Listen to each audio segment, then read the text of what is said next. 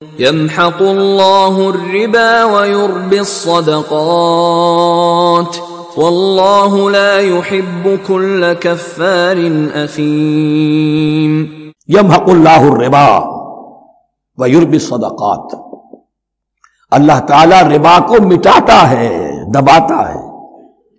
اور ہمارے زمانے میں شیخ محمود احمد مرحوم نے ایک کتاب لکھی ہے مین اینڈ منی، اس میں ثابت کیا ہے جہاں جو یہ سود کا معاملہ چلتا ہے تین چیزیں ساتھ ساتھ بڑھتی چلی جاتی ہیں. جتنا سود بڑھے گا ان امپلائمنٹ بڑھے گی، انفلیشن بڑھے گی، نتیجے میں انٹرسٹ ریٹ بڑھے گا.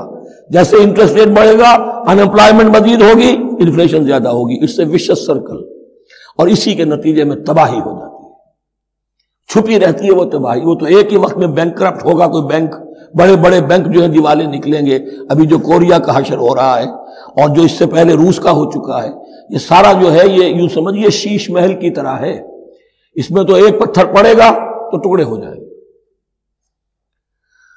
وَمَنْ عَادَ فَأُولَٰئِكَ أَصْحَابُ النَّارِ هُمْ فِيهَا خَالِدُونَ يَمْحَقُ اللَّهُ الرِّبَا وَيُرْبِي الصَّدَقَاتِ.